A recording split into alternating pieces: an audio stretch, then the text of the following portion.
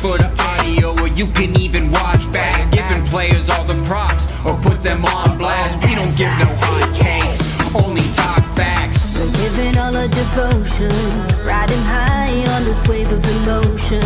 Going all out, yeah, cause this is our time. No, ain't no stopping us till we reach the finish line. All in, we came here to win. We're gonna give everything. S-I-C-K on the run. S-I-C-K, sick, sick. On fire, we're ready to fight. We'll bring the house down tonight. S-I-C-K on the run. S-I-C-K, sick, sick. Play it on the car ride, play it when you lounge. X and O, you know that we can hold it down. Shout out to my man Sammy, got it off the ground. And to all the listeners tuned in right now, got debates, analysis, and speculation. This is sports talk for the new generation. You know where to find us, got a reputation. Sick podcast, your #1 sports destination. Giving all our devotion, riding high on this wave of emotion. Going all out, yeah, cause this is our time. No, ain't no stopping us till we reach the finish line. All in, we came here to win. We're gonna give everything. S-I-C-K on the run. S-I-C-K, sick, sick. On fire, we're ready to fight. We'll bring the house down tonight. S-I-C-K on the run. S-I-C-K, sick, sick. S-I-C-K is the sickest podcast. Tune in for the audio, or you can even watch back. Giving players all the props, or put them on blast. We don't give no hot takes, only talk back. S-I-C-K, S-I-C-K, S-I-C-K, S-I-C-K, S-I-C-K, S-I-C-K, S-I-C-K. All in, we came here to win. We're gonna give everything. S-I-C-K on the run. S-I-C-K, sick, sick. S-I-C-K is the sickest podcast. Tune in for the audio, or you can even watch back. Giving players all the props, or put them on blast. We don't give no hot takes, only talk facts. We're giving all our devotion, riding high on this wave of emotion. Going all out, yeah, cause this is our time. No, ain't no stopping us till we reach the finish line. All in, we came here to win. We're gonna give everything. S-I-C-K on the run. S-I-C-K, sick, sick. On fire, we're ready to fight. We'll bring the house down tonight. S-I-C-K on the run. S-I-C-K, sick, sick. Play it on the car ride, play it when you lounge. X and O, you know that we can hold it down. Shout out to my man Sammy, got it off the ground. And to all the listeners tuned in right now, got debates, analysis, and speculation. This is sports talk for the new generation. You know where to find us, got a reputation. Sick podcast, your #1 sports destination. Giving all our devotion, riding high on this wave of emotion. Going all out, yeah, cause this is our time. No, ain't no stopping us till we reach the finish line. All in, we came here to win. We're gonna give everything. S-I-C-K on the run. S-I-C-K, sick, sick. On fire, we're ready to fight. We'll bring the house down tonight. S-I-C-K on the run. S-I-C-K, sick, sick. S-I-C-K is the sickest podcast. Tune in for the audio, or you can even watch back. Giving players all the props, or put them on blast. We don't give no hot takes, only talk back. S-I-C-K, S-I-C-K, S-I-C-K, S-I-C-K, S-I-C-K. S-I-C-K. Turn up your volume. Because you're about to listen to The Sick Podcast. With Tony Marinaro. 55 seconds left in the penalty, a minute and 27 seconds left in regulation time. Boston 4, Montreal 3. Lafleur coming out rather gingerly on the right side. He gives it into Lemaire, back to Lafleur. Oh! The sickest Montreal Canadiens podcast. You're in the ball! Sports entertainment like no other. Rejoint, on lui fait perdre la rondelle, une passe devant. Et c'est le dégagement et ce sera la victoire des Canadiens. Coupe Stanley pour les Canadiens. Le 23e de l'histoire. You found the dogs! John, you found the dogs! He found the dogs! And all together, they worked a young team to the top. And now, a 24th Stanley Cup banner will hang from the rafters of the famous Forum in Montreal. The Canadiens win the Stanley Cup! Brought to you by Energy Transportation Group. Driven to be different. La Bittt.tv. It's gonna be sick. All right, Marinaro, welcome on this. What are we actually? Now that I think of it, we're Wednesday night. That's right. Where Marc-Andre Perrault is usually a regular collaborator, and he joins me on Wednesday nights. But I haven't checked in with Mapper yet, to tell you the truth. I hope everything's okay, because he's usually on way ahead of time. And my buddy Sammy at Master Control, actually, I'm seeing that Mapper is in the green room, I believe, if I'm not mistaken. So we're going to talk to him momentarily. We have a lot to talk to you about tonight, a lot, because there's a lot going on in the world of the Montreal Canadiens, where last night they were officially eliminated from a playoff spot. But let's be honest, I mean, they were unofficially eliminated for many of us, probably going back a couple of months. Who's not eliminated is the Sick Podcast. Did we have a real good one yesterday? For those of you who are with us tonight and were with us last night, or for those of you who missed it, well, the Sick Podcast starts at 10 p.m. Eastern, and it goes for at least an hour. And last night, we went until, I don't have the official count, but I think it was probably a minute or two before 12:30 a.m., or maybe even a minute or two after 12:30 a.m. But it was a sick show last night. Sick Podcast, sick show, it had to be, where we had Stéphane from Quebec Cité, who goes under 66 Spinning on YouTube Live. He actually wanted to meet Peter from Côte Saint-Luc, so I gave Peter from Côte Saint-Luc a call. Peter answered. I gave Peter the 1-888-585-SICK number, 1-888-585-7425 number. Peter called in. We sent the video link to Stéphane in Quebec City, and we're going to be doing that more and more often, by the way. It's the first time we sent a caller a video link to actually come on so that we can see him. So, Stéphane, you made history last night on the Sick Podcast. So anyway, I had Stéphane there and from Quebec Cité, and I had Peter from Côte Saint-Luc. We had a lovely conversation, riveting stuff. You know what? Peter is one of the most interesting people I've ever met in my life, until I basically virtually or via web here, or whatever you want to call it, via the podcast, met Stéphane, who's also a very interesting cat. All right. And so I can't wait for us to get together, and we will at some point. As a matter of fact, I just got out of the spa, give or take, about 30 minutes ago. And while I was in there, I was FaceTiming with Agnello, and I was telling Agnello, what are we doing here? We have to get together with this sick army, this sick community, these people that have supported us, because I know that you're all starting to establish a relationship here, and you've almost become friends while this is going on, and you want to meet each other. And so Agnello and I were talking about it. And even though he told me to hold off on this, I'm going to do it anyway. Because, I run the show here. You know what I mean?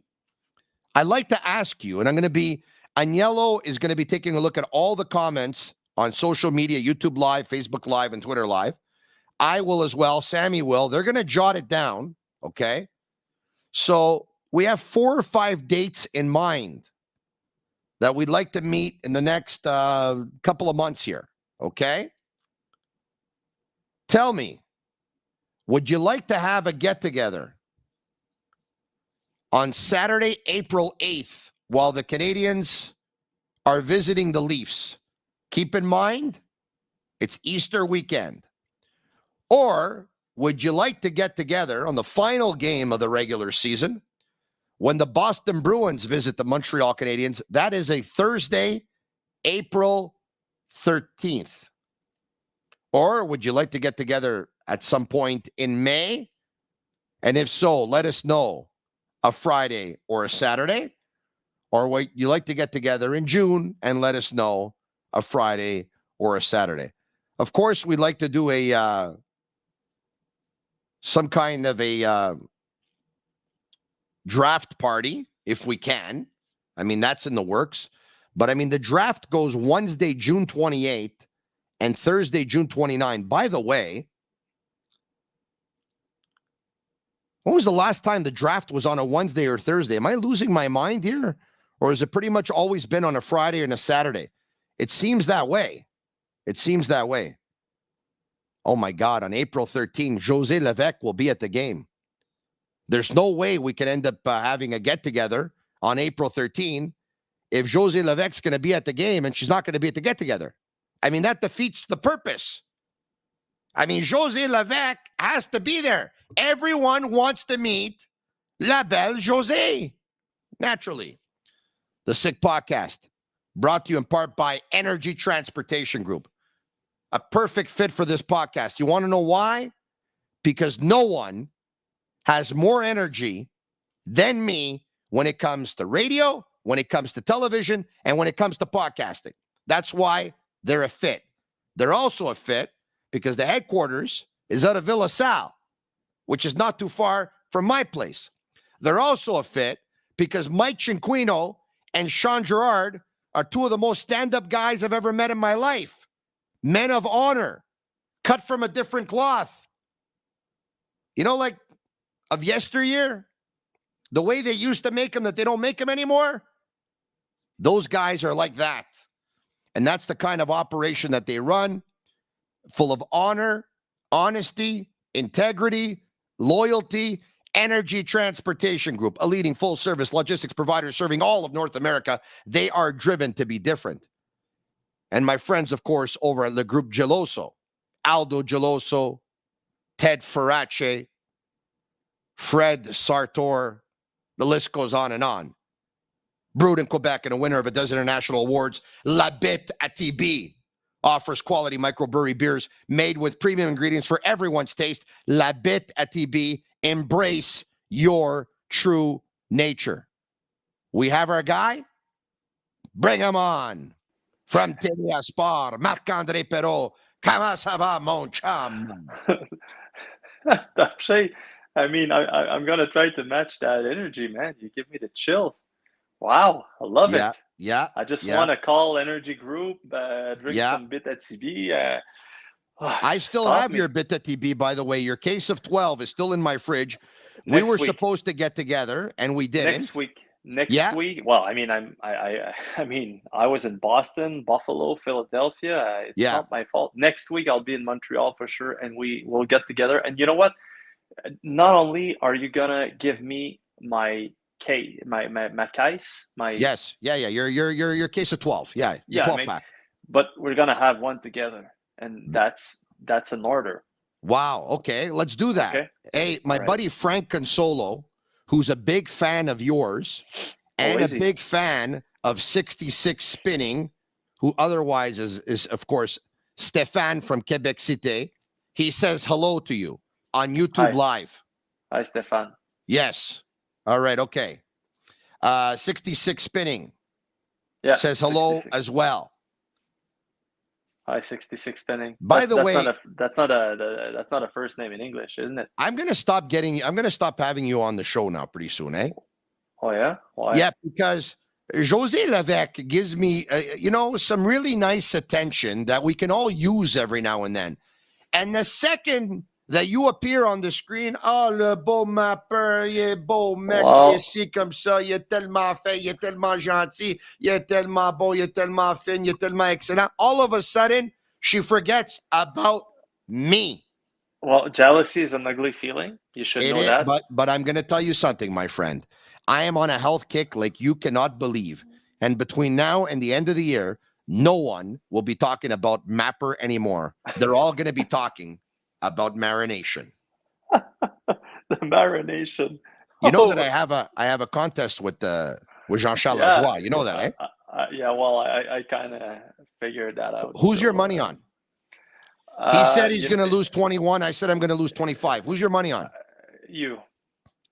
You know how much? And it's not even a question because, I mean, you're on fire. You look pretty intense, confident. And I know that those nice pants you showed us a few weeks ago, you don't want them to fit you anymore. So no, I don't. You must be talking about the blue velvet pants. Exactly. Higher, please.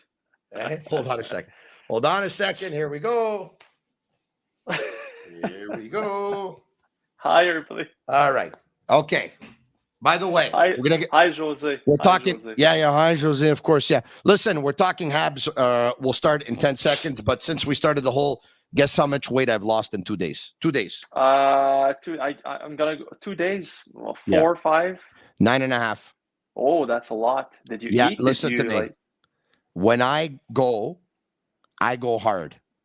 I go big or go home. I go big or go home. I don't do anything halfway, my friend. That's why that's just the way I'm wired. And you say, he's I don't know if you say that in English, but the sugar tooth or sugar teeth. Yeah, well, so do I. Yes, yeah. So do I. Yeah, but he likes, he likes pleasure. I don't know, and yeah. Anyways, you too, obviously, but yeah. Of course, yes. Listen, I know it happened yesterday, but of course you saw it today. It made the rounds of the media still. Some fans are talking about it. Jeff Gorton tried to clear the air yesterday. What am I talking about? Look who's here. Look, go say hi. Let's say hi. Look who's here. Look who's here. Hold on a second. Look. Hello. That's Joey Scalzo from Moxie Coiffeur. That's my hairstylist. He's probably going to come in and give me a trim. He's going to do it live? Yeah. But don't worry about it. He's not going to bother us. Okay, listen. Hey, Joe, how are you? Nice to see you. You're looking great. All right, okay. For those who missed it, you were there, right? I was there. Tell us exactly how it went down and how it felt being there and what the reaction was like when one of your colleagues asked a question that Marty St. Louis didn't like too much. Well, first of all, obviously, Marty St. Louis, it was not in his plan to make Sean Farrell play yesterday. So let's start with that. But so it's a back-to-back. Do you know why? Besides the fact that he just won 2 games and things are doing well. The team was doing well. Not only like winning, the team was doing well. Farrell didn't have time to practice, and I mean it's the National Hockey League. It's not just your beer league on Saturday night. It's the big things. It's the show. They don't call it the show for nothing. But it's all about contracts, and in contracts you have that first game. You have to fly the parents, the family, blah blah blah. So, anyways, I'm sure it was not planned for Marty St. Louis. But then he learns that, you're going to have to play him. Yeah. So, and let's start with the fact that on a back-to-back, the second game. So, the second game, the coach speaks at 5. Okay.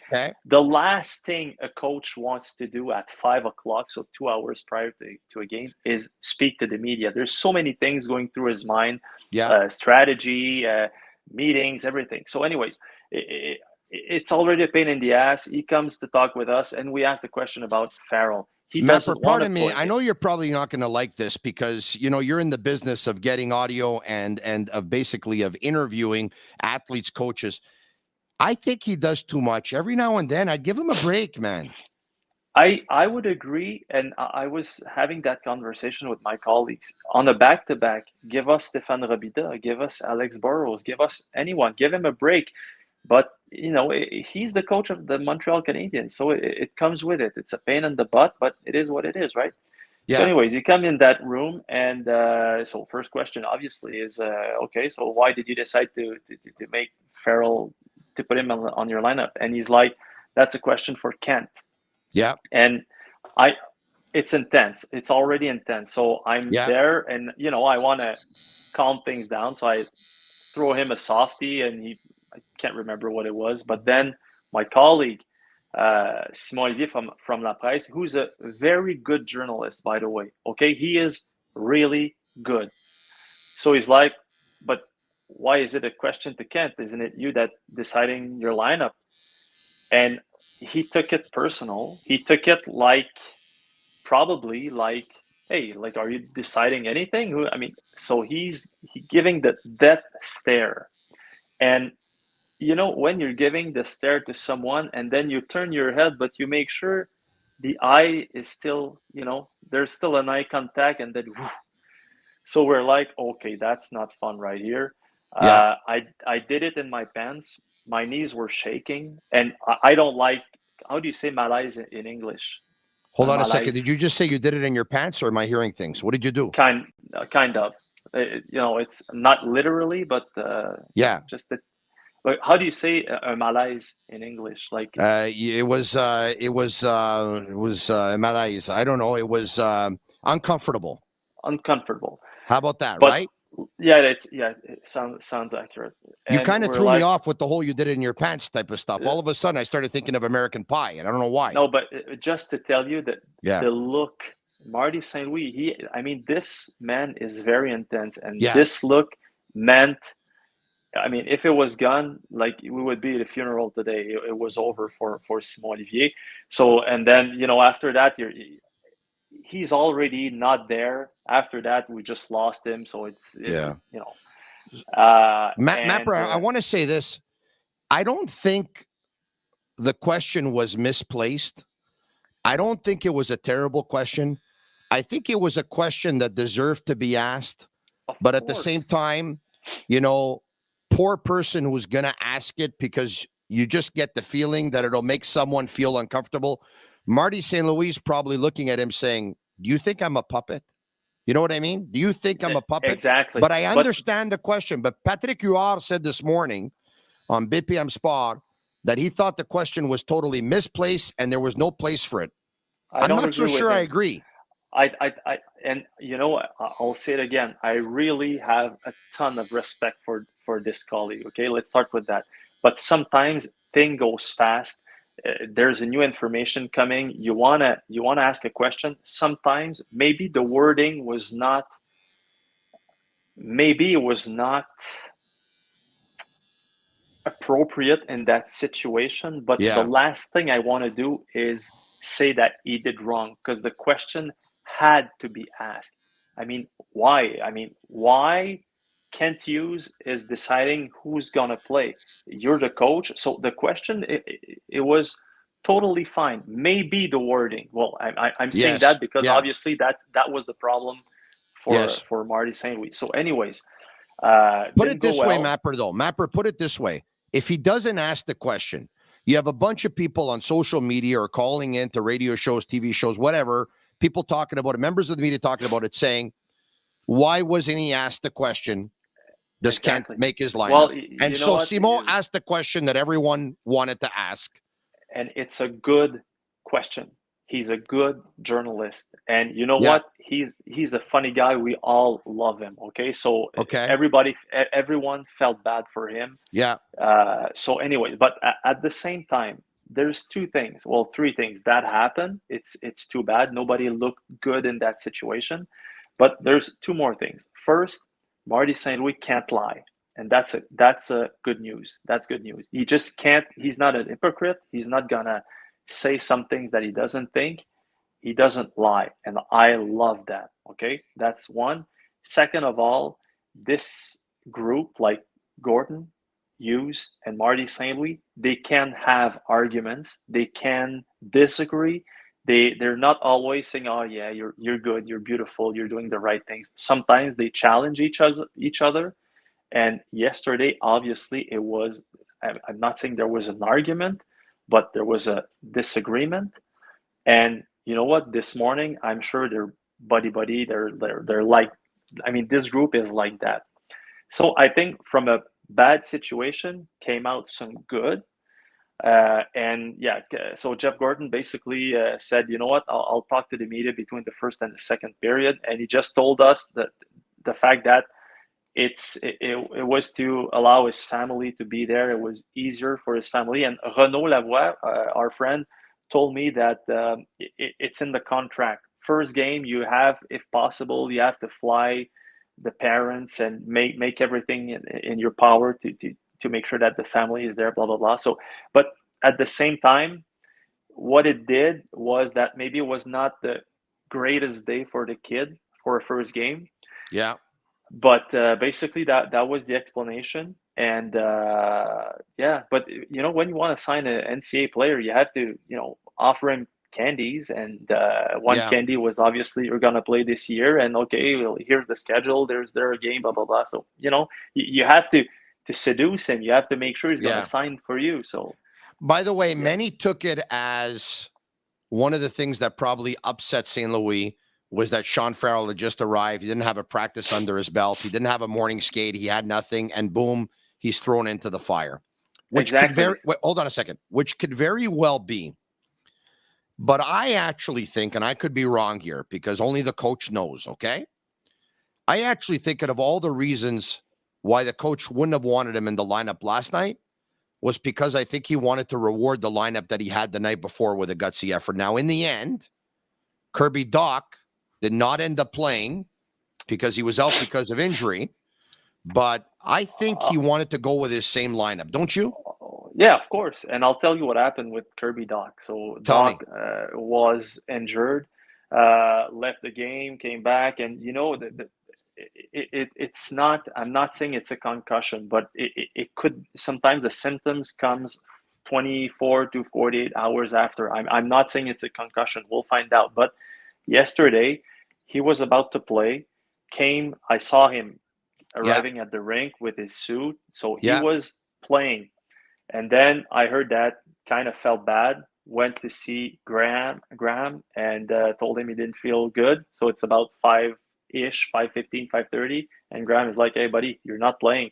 So then you go back to Marty St. Louis saying, you know, Tierney will, well, I mean, not Tierney will play because Pitlick was available as well, but Dach can play. So there you go. But at the same time, Farrell arrived in Philly the day before. So while the Canadiens were playing in Buffalo, so he was at the hotel. The morning after, they knew he was going to play, okay? They knew it. So instead of sending him at the morning skate with Pitlick, Wideman, Montembeault, and Primo, they said, you know what? You're going to go have breakfast with your teammates. So that's what he did. 8:30 was at the breakfast. Veterans, players came at the same table. They spent an hour chatting with him, meeting him, blah, blah, blah. After that, meetings, you know, the style de jeu, you know, so that's a lot of information. So he spoke with, obviously, Martin St. Louis, spoke with the assistant coaches. So they felt it was better for him to spend some time, like videos and meeting people and everything, have his nap instead of going for a skate. So that's what happened. That's it. All right. Okay. It's thank you, Joe. You're doing a great job, by the way. Mapper says hi. You want to say hi to Marc-Andre Perrault? How are you? I need an haircut. Well, so when do you need the haircut? By next week? Yesterday. Okay. So next week we're going to meet up and I'm going to get you the beer. Of course, that'll be nice. I'm thirsty already. All right, so you make your way over to my place, and Joe's place is probably about less than 1,000 meters from my house. Sounds good. We'll bring you over there, and he'll give you a haircut. Good? All right, man. Yeah. Not just a haircut, too. The massage and stuff. They bring you over. They give you a shampoo. They put this beautiful coconut shampoo, which is my favorite fragrance, by the way, the coconut. They massage into your scalp. He actually has... shampoo and conditioner. Look, Moxie Coiffeur. You see that? It's got its perks. This is amazing. Like you're gonna cry. Hey, it's funny you know what? It doesn't happen often, but I think I was bang on because I said to Jean-Charles Lajoie yesterday, he said to me on TVA Sport, he said, how did they get this wrong? And I said, Jean-Charles, I'm going to speculate because I've been down the concussion road before, okay, 4 times, okay? So I'm going to speculate. Doc had the concussion protocol the night before. Yep. Whether he passed it or he didn't pass, let's just say he passed it because he was going to play, so he passed it. Okay, he passed it. Okay, so he passed it. He set the play. All of a sudden, he either is dizzy, has a headache, is nauseous, and you know what? You go see the doctor, and the doctor says you're not playing, and that's exactly what you reiterated, and that's the way it went down. I mean, I figured it was that. You're bang on it. It's as simple as that. And at the same time, Martin felt that, you have to reward your players when they're giving you good performances. And that's what they were giving. So he didn't, and that's an impression. I don't have any confirmation, but I mean, 1+1. So Marty didn't want to change anything about this lineup. So he was pissed. He was obviously pissed. And that's fine. You know what? Again, I like the fact that he can't lie. Oh, I love that. He's not full of bull crap. I love that. I love the fact that he doesn't always agree with Ken. Yes. And their wives are still friends. They're still friends. They're going to have lunches. And, it's all good. But we had to pick up some teeth on the floor. I hear you. Hey, Joe. Go into the fridge if you want. There's a case of Bittt. Grab a beer. Go into the fridge. No, don't touch this case. By the way, you might want to confirm to Mapper that there is a case in there that is not opened, which is his, okay? But there is a case that is opened, which is mine. And grab yourself a couple of beers here. Sit down with us. All right, okay. Did you hear Keith Tkachuk? And I know we're going to... so I want to talk about Keith Tkachuk, and I'm going to tell you why in just a second here. Yeah. Well, folks... Keith Tkachuk, obviously former NHLer, has two sons, Brady and Matthew, who both play in the National Hockey League. Matthew plays for the Florida Panthers. He's their best player. And Brady plays for the Ottawa Senators, and he's their best player. And probably because, Stützle's not too bad. Cheers, my friend. There you go. When you have a sip, you want to come in the camera here. Just not literally, but actually, yeah, okay. Okay, so... You catch that one or when? Yeah, you got it. Yeah, okay. What a good man. All right. Okay. He went on and he spoke with my buddy Carlo Koliakovo earlier this morning. And we got to listen to this, folks. This is unbelievable to think that a father of a player would go on the radio and say this about one of his son's teams. It's unbelievable. Listen in. Matthew in town tonight here in Toronto to play the Maple Leafs. Big game for the Panthers. They've been struggling of late. I mean, Matthew owes you a little birthday gift. Like, he's going to tuck one tonight against the Leafs, right? Well, I hope so. I mean, this is do or die for the Panthers right now. So, I watched them the other night, and, I know I'm staying at Brady's house, but Brady's team, they played really well. They'd have some jam, and I'm a little disappointed in the Panthers. They're a bit, they're a soft team, and they're getting everything they deserve right now. There you have it. They're a soft team, and they're getting everything they deserve right now. Wow. He wanted to say it. Because the question was not there at all.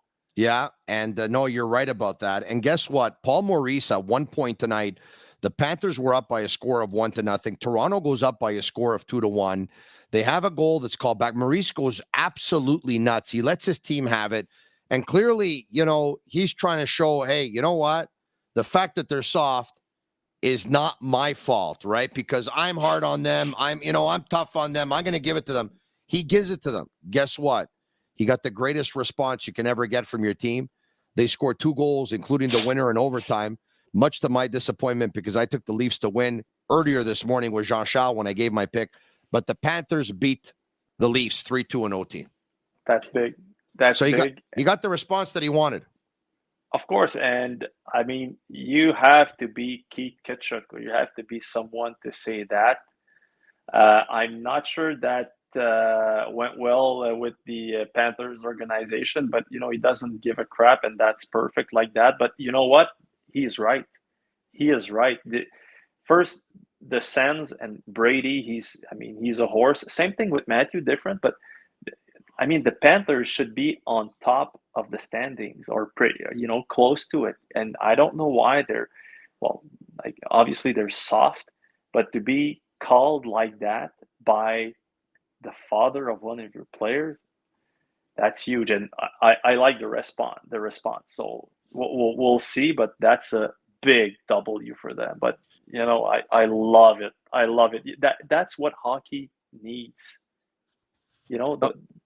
This type of statement and Ped celebration and everything. Out of the box. I love it. Yeah, look, hockey. I'm not going to say it's boring, but it's in so many respects it's too conservative. The other night. You think so? When many people were talking about Michael Pezzetta and his celebration, and there's an unwritten rule, and you don't do that, and you don't. And by the way, Michel Therrien said it, and I respect Michel. He's not the only one, by the way. There's several coaches, and I would imagine several players. Antoine Roussel came out and said, "You don't Philippe do Boucher, it." Philippe Boucher, you put your. So here's what I think is an interesting phenomenon in all this, is that those who played in the NHL or coached in the NHL, they have the same opinion.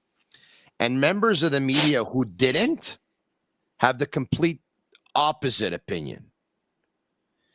The National Hockey League is conservative. The NBA is not. The NFL is not.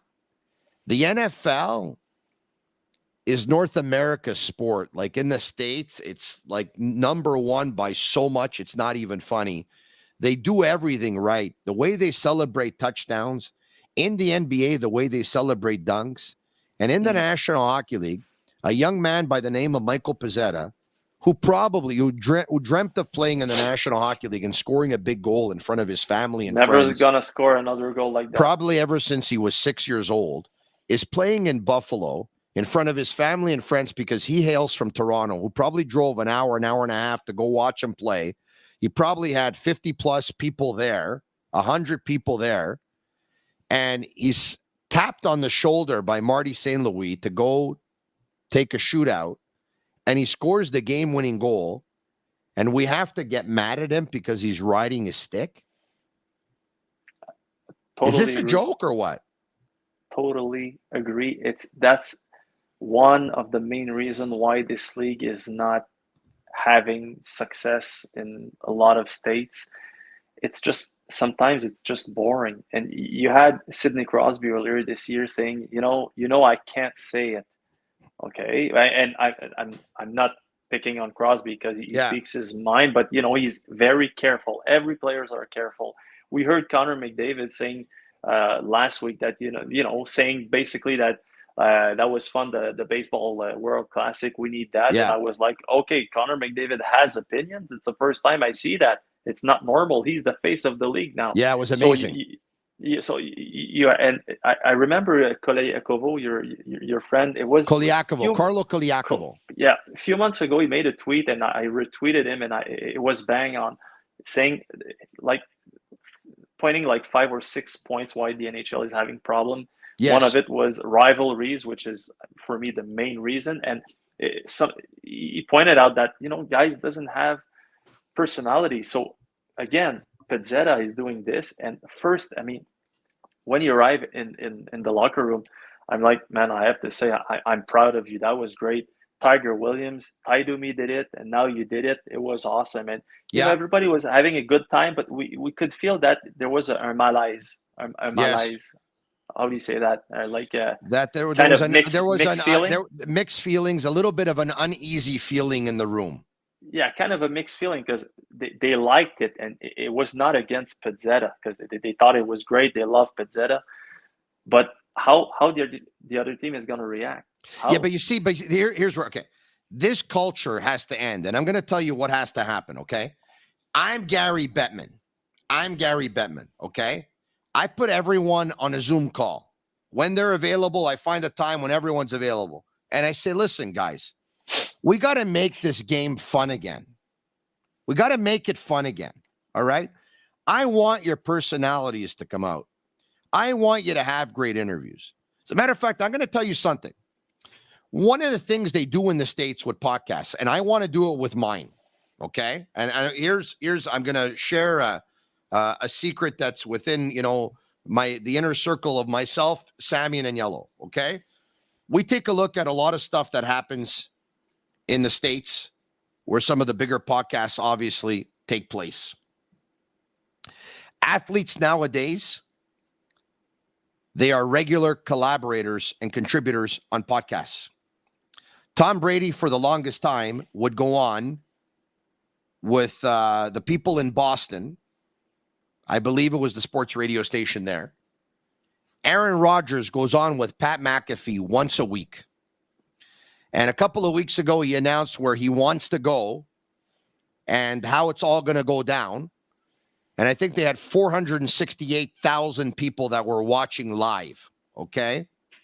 This is great for the athletes. It's obviously great for the podcast, okay? But it's great for the athletes' branding, all right?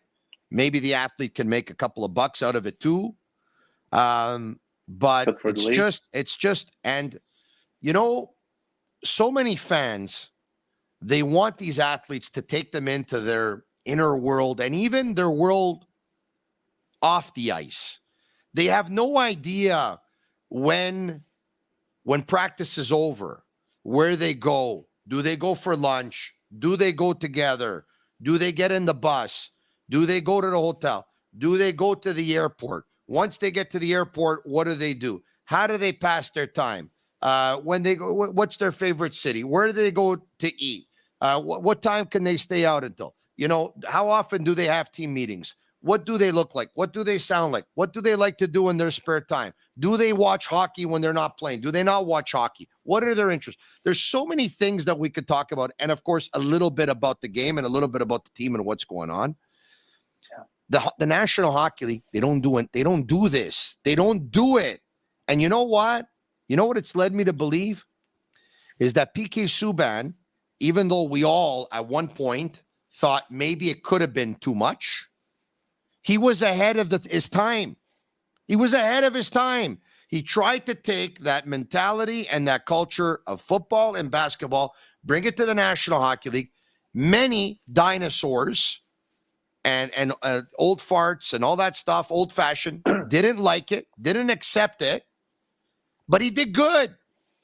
And this is what the game needs. Carlo talked about what the game needs. There's a lack of rivalries. There's a lack of personalities. In my opinion, there's too many games. In my opinion, you should have back-to-backs in the same city so you avoid travel and the rivalry spills over. Maybe change the playoff format. There's different things you could do. For example, too, the lottery to find out where the teams are going to be picking. Monday, May 8th. You can get the entire hockey world together in a bar. You're doing it on Monday when some bars are closed. Why would you do it on Monday, May 8th? Why? But is it me or am I missing something here? It's a good question. It's a good Of course question. It's a good question. It's pas juste un belle face, moi. I'm not just another pretty face, you know. Yeah, You know what you I'm look talking great. about. But you are right. Can you imagine like a Cole Caufield cam, like exactly what you were saying? What do you film him while in practice, after practice, what he likes to eat, what he likes to play with who, and Yeah. it would be just. But it seems like they don't want that. And is there another sports where, I mean, hockey players, they have great personalities. They're funny. They don't have only good sides, but they're funny dudes and they're good, nice. You know, it's fun to hang out with hockey players normally. So, you know, put it on.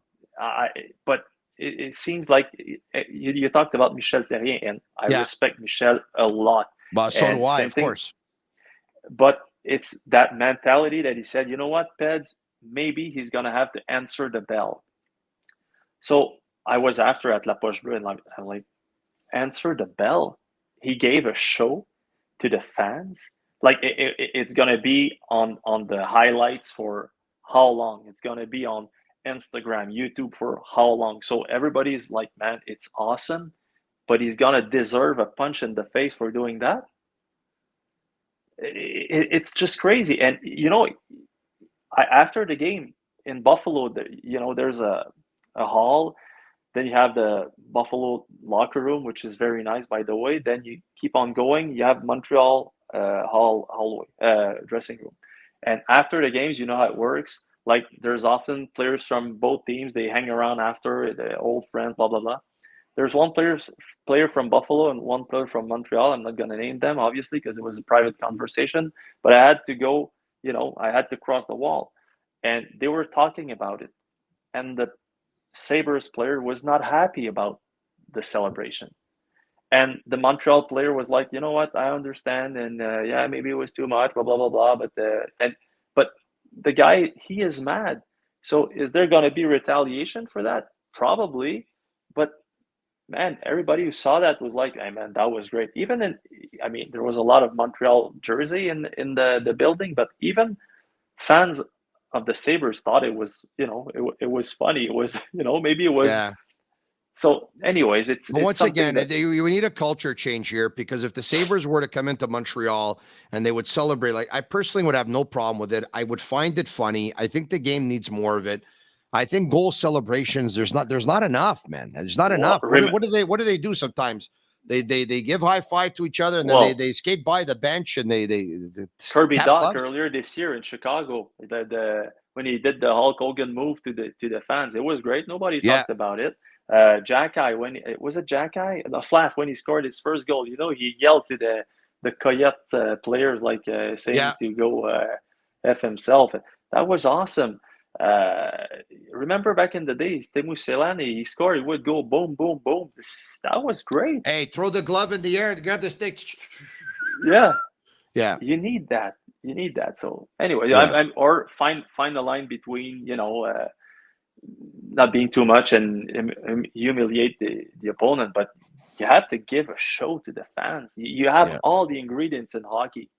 And look, you know what? Once again, everyone that worked in hockey, whether as a coach, GM, scout, staff member, assistant, player, they're all on the same.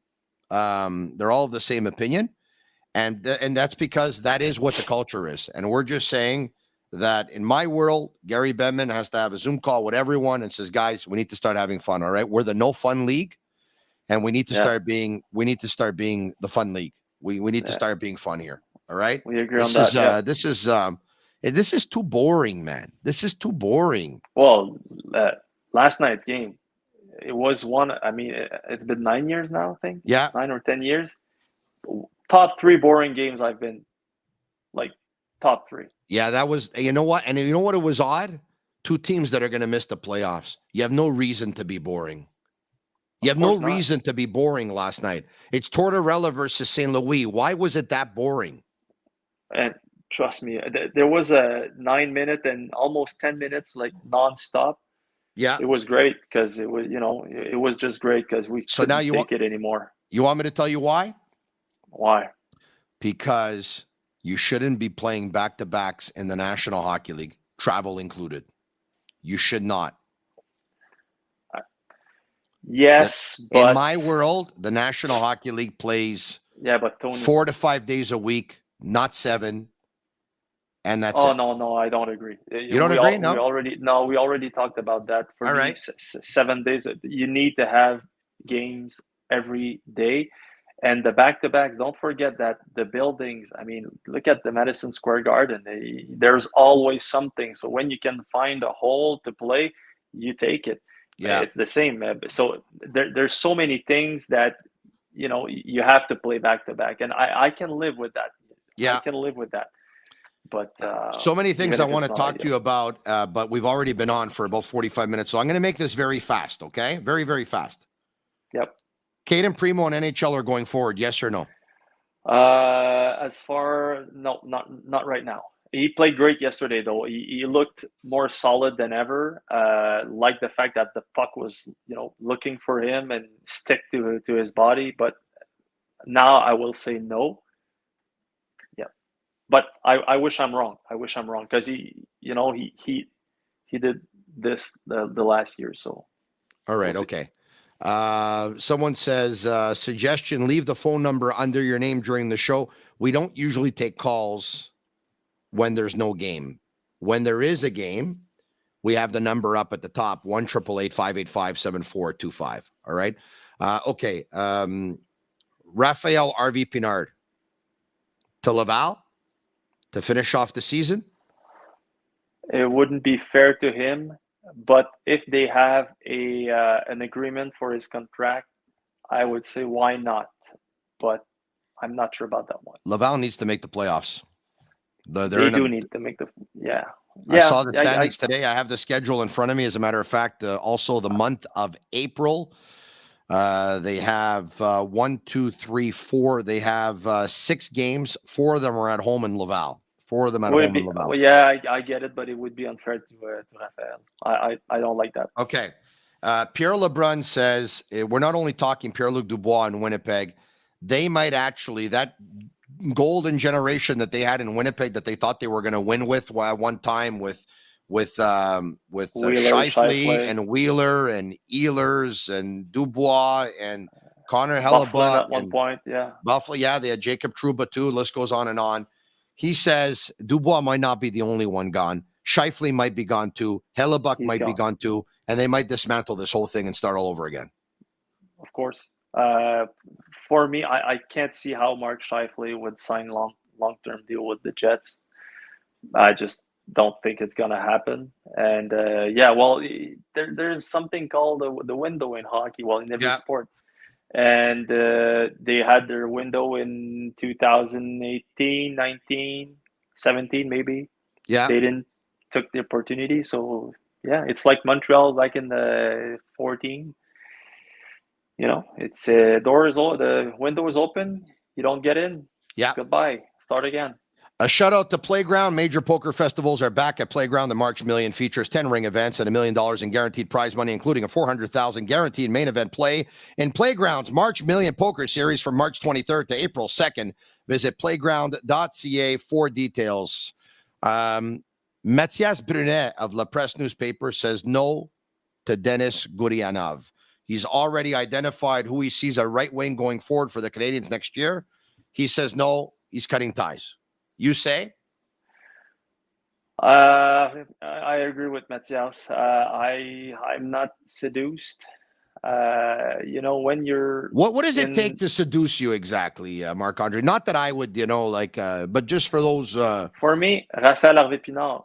That's exactly what seduces me. Like work. You are lucky to be there. Just work. Do not. So it's as simple as that. So I just can't stand. But if somebody were to want to seduce you personally, they'd have to work for you. Then they'd have to work for you. Just a smile. Just be nice. All it takes is a smile. This guy's the best. I love this guy. This guy's just a smile. Just a smile. I know that he's incredibly inconsistent. I know that. And I know that there's a lot of players over the course of time that we've said they have tools and then they were never able to put it together on a consistent basis. But Gurianov's skill set and the tools in his toolbox. But I'm tired of that. I like what he has. Now, mind you, I liked what Nikita Scherbak had at one point and he never put it together and he didn't play in the National Hockey League very long. But I don't know, what is there to lose to bring him back? You're in a rebuilding year. No one thinks you're going to make the playoffs next year anyway.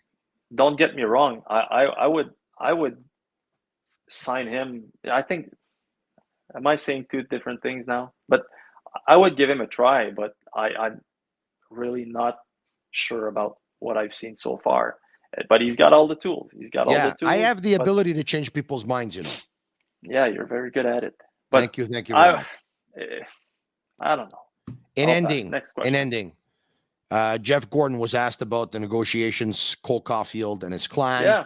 He had a little bit of a smirk. Okay. He's optimistic. All right. Yeah. I don't know when. I will tell you this. I'm hearing a contract will be announced before the season is over. And the last game is the 13th of April when they host the Boston Bruins. I'm hearing a contract will be announced before the season is over. When? I don't know. But it'll be done before the season is over. That's what I'm hearing. That's probably correct because he was saying things are going well and he's confident and blah blah blah. Yeah. But he kind of looked at me with a smile, saying that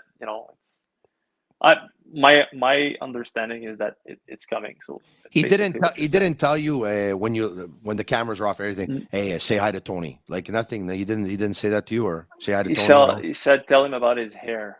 So the hair. Okay, Joe's here. Joe, come in. Bring the chair here. Bring the chair. Okay. Before we let Marc-Andre Perrault go, just tell people who you like. People saw you before, right? But for those who didn't, introduce yourself. Speak a little bit louder than you did last time, though. Okay, speak into the microphone. Go ahead. Hi, my name is Joe. How are you? Hey, Joe. You're the best. My God, he's turning red. What's wrong with you? What are you, shy or what? Give him another beer. There's 45,000 people watching right now at the same time. There's no reason to be. All right, how long you been doing this, Joe? Over 20 years. Over 20 years. Over 20 years. And how long you been at Moxie Coiffeur, which is your place in partnership with another partner? It's about 17 years now. 17 years at Moxie Coiffeur. So when you come to beautiful Villa Sal, I'm bringing you there, okay? Can't wait. Thank you very much for your collaborations again. A regular every Wednesday night. You, my friend, you are very good at what you do. You are fantastic. Merci beaucoup. Say it again. Thanks, my friend. All right. You, my friend, are very good at what you do. You are fantastic. All right. Ciao, ciao. See you. Okay, a shout out to sportbuffshop.com. Shop all of your sports licensed lifestyle apparel, including hoodies, caps, and t-shirts of your favorite teams from all major leagues at sportbuffshop.com. Use code SICK10 for 10% off on all of their items. Agnello and Sammy at Master Control. Joe's a hardworking man, says Alfred Vega. He definitely is. Joe, you know that I don't like hair on me, right? You saw that, right? You know, like the second I see some hair, did you make sure that you got everything in the back of the neck here gone? Everything? Yeah. All right. Okay. Look what I got. It arrived in the mail a couple of days ago. This would be there we go. You see that? There we go. Look at this. This is a beauty. This was sent to me by the good folks over at Manscaped. Joe, excellent product, Joe. Excellent product. And I got this as well. Look at that.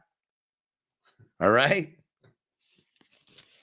Lovely, lovely, lovely paper they have. And look at this. Joe, look at this. Guarda tu.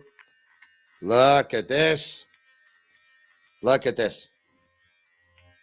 You know, if you go like this, you are not going to cut yourself. You see, Joe?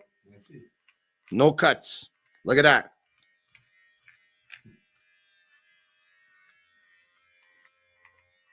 Manscaped for Marinaro. Why? Because it's unbelievable. It's unbelievable. Joe, look at this. Joe, look. Look at this. All right. Agnello, Sammy, back at Master Control. Why don't we get to some questions here? While I'm removing every single inch of hair that I have on my body. Why? You're going to ask? Because I have a phobia and I don't like hair on my body. So I shave my fingers. I shave my hands.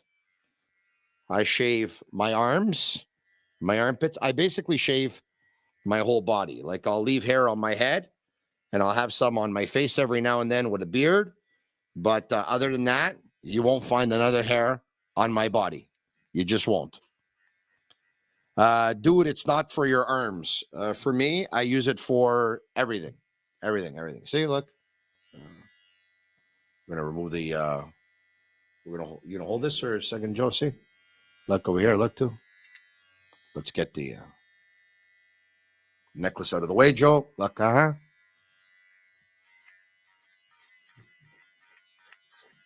do this all the time. All the time. All right. There we go. So for the good people at Manscaped, thank you very much. I love my Manscaped. Let's bring in some more questions.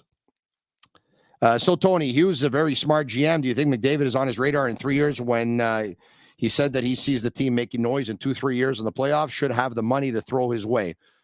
This coming in from Ron LaRock. Should have the money. Listen, everyone's going to be interested in Connor McDavid. I mean, there's no doubt about it. And you would think that if he doesn't win a Stanley Cup in Edmonton in the next 3 years, well, then his next contract is not going to be in Edmonton. It's going to be somewhere else. That's what you would think. If he's going to have the money, he'll make a play. If he doesn't have the money, he won't. It's that simple. Now, you can guess that he's going to have the money all you want, but at the same time, you know what? He might end up giving $8 million to Cole Caufield. He's already given $7.875 to Nick Suzuki.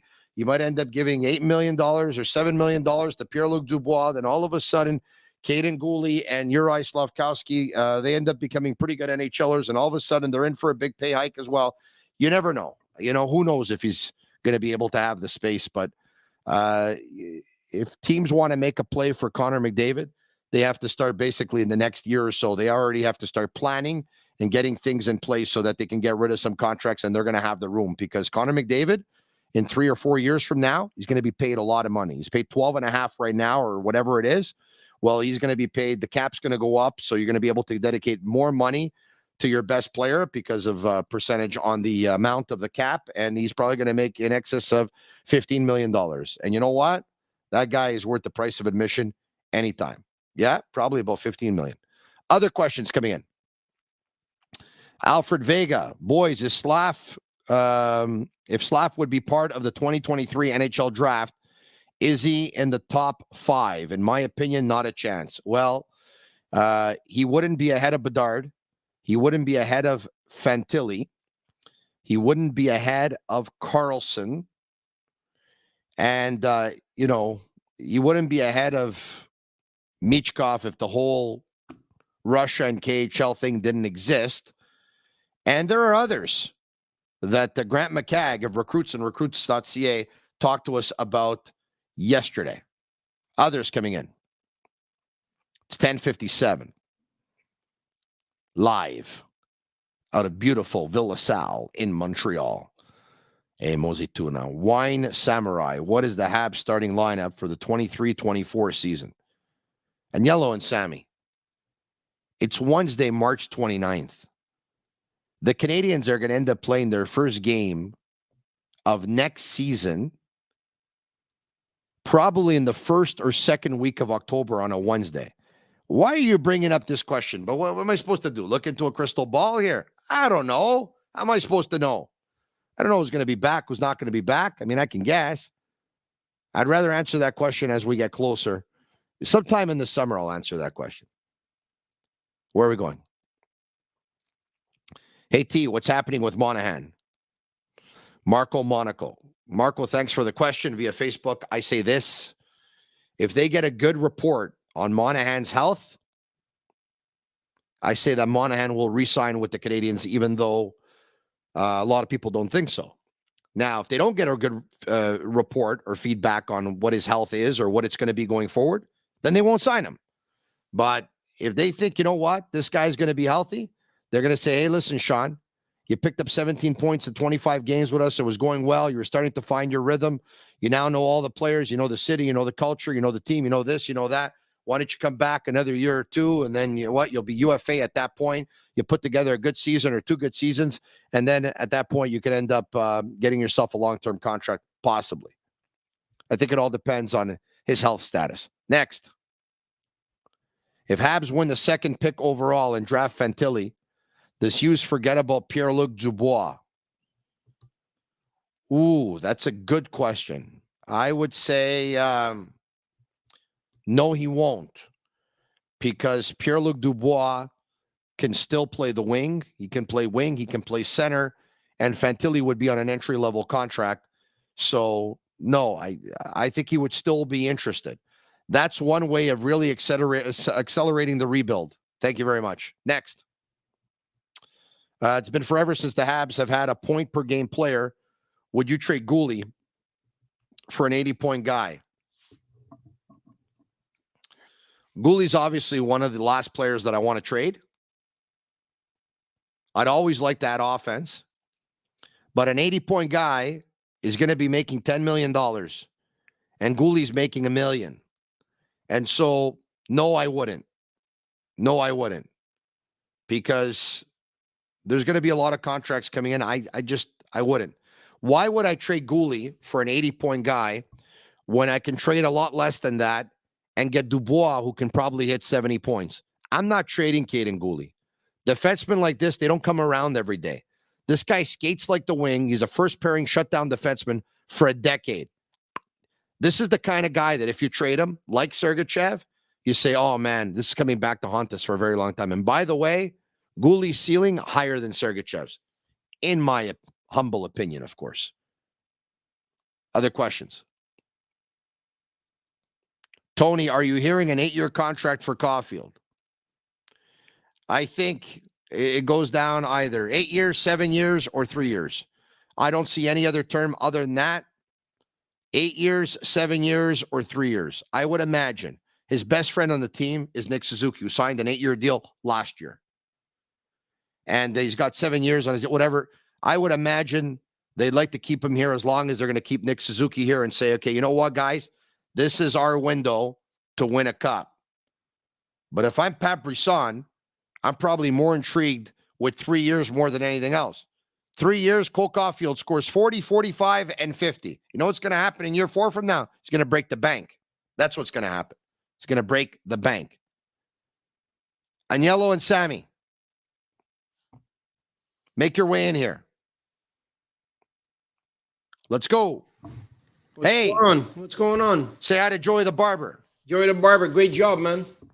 How are you? Good. You're not going to make any money with Agnello. He's never coming to see you. Yeah. Look. So the reason we put up that question about next year's lineup, you know why we did that? Tell me. It was kind of payback time for last night. Oh, yeah. It was payback time for last night because we knew you weren't going to answer that, so we put you on the spot. I'm going to tell you something. You're probably referring to the fact that we instead of finishing at 11 p.m. last night, we finished at 12:30 a.m., right? Yep. I'm going to tell you this, and I didn't see Sammy today. I didn't speak to Sammy today, okay? Mm-hmm. I'd be willing to bet that as much as you're complaining, Sammy was ecstatic. Tell me I'm wrong. Sammy wanted to go all night. He said, tell Tony to keep going. My kind of guy. Yep, I agree. He wants to go all night. Yeah. You either go big or go home. He keeps saying I wanted to go big. You wanted to go home. He says that we got to set up a marathon night. We go all night long, bring our guests from other cities. We just go all night till 6, 7 in the morning. I've done that before. Yeah. On the honeymoon. Yeah. Oh, what are we talking about here? Okay, sorry. All right, okay. No, but seriously, hey, I threw it out there earlier. Yep. What was the feedback from our beautiful Sick Army, our beautiful Sick community here? When do they want to get together? Did they give a date? They didn't really give a date. The problem is if we do it on a night when the Canadiens play, then we can't get all the collaborators out. I was thinking about that too. That's the problem. That's what I was thinking once you mentioned it. So tomorrow, I was thinking about that too. Look, for example, Marc-Andre Perrault. I want him to be there. Yeah, the Canadiens play, he can't be there. 100%. So we'll see. We're going to work on it tomorrow. Maybe we'll do it a week after they finish. And we'll watch another game, playoff game or something that's going on. You know? Yeah. We can do that. Yeah. We can do that. Yeah. Because at that point, when you're watching another playoff game instead of the Canadiens, you have more time to mingle and stuff like that, you know, talk and whatever, because you're not as engaged in the game as you would be if it was the Habs, right? Yep, definitely. Yeah. We'll do that. J Fed says Tony went all night at the buffet. Not anymore. No, don't talk to me about food right now. I really have to try and stay away. Will you guys have a draft lottery night on May 8th? Well, look, we're not there yet, but what I can tell you is that on May 8th, we're not going to go at 10 p.m. that night. We're going to change our time, and we're going to start when the draft lottery starts. We'll have a special show. It's kind of stupid that it's a Monday night. It's kind of stupid that it's a Monday night. Alfred says, yeah, but there's only 10 teams really that can find out where their standing can be. So you know what? It doesn't impact anyone else. Hi, babe. Come on in. Hey, babe, come on in. Joy the Barber's here. Yes. So my wife has this habit that she checks if the door's open before she actually, goes to bed and stuff like that. So she walked right in. I was going to bring her on the podcast, but no, she cannot be on the podcast. No one can look at me. No. Anyway, that's that. All right. Okay. Tomorrow night, same time, same place. The Canadiens are in action tomorrow, and give or take 15, 20 minutes after the game, All depends. You don't know the way these games go, right? Take a look at the game the other night in Buffalo. By the time the game was over, I mean, we had the second the game was over, the podcast at the start. But usually, for the most part, games go a good 2 hours and 40 minutes. So we're usually on the air about 20 minutes after the game. Tomorrow night, the Canadiens host the Florida Panthers, who are coming off a 3-2 win in overtime in Toronto. And we'll be back tomorrow night. Same time, same place, 10 p.m. They're Cavallaro. I'm Marinaro. He's Joey the Barber. And once again, I'm Marinaro. This podcast is Sick, the Sick Podcast. Back tomorrow night, 10 p.m. Ciao for now. And that's a wrap. Hope you don't miss us too much until next time. Follow the Sick Podcast with Tony Marinaro on YouTube, Instagram, Facebook, Google Play, and Apple Podcasts. The Sick Podcast is brought to you by Energy Transportation Group. Driven to be different. La Vida Tibi. Embrace your true nature.